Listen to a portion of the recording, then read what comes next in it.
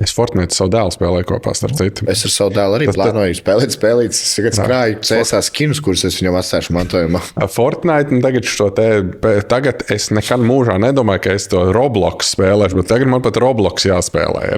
Roblox es droši vien, kad arī kaut kad, ja viņš nenomirst, tad izspēlēšu. Es esmu dzirdējis tik drausmīgi daudz baisas lietas par viņu, kad es... Kādā ziņā baisas? Par to pedofīliju, par bulijošanu, par to visu. Es tev varu... Tās spēles ietveros? Jā, tur ir visas tās istabas, kur tu ej, kur tur bērniem tur tā kā uztaisīts tā kā seksuāla orģija kontents, kur tie bērni var ieiet 8 gadīgi iekšā tādās atsevišķās istabās. Es esmu pasties, jo man tas tagad sāk palikt aktuāli.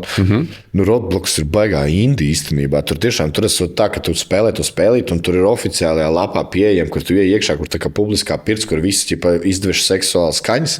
Čurā viens otram virsū, tur kaut kāds vājprāts. Un tas ir iekšā tajā spēlē, un to var dabūt tie 8-gadīgie bērni. Ko es skatījos tagad vienu podkāstu amerikāņu, kur čāls stāstīja par to, kurš tieši vairāk, un tad es tā domāju, es negribētu, lai mans bērns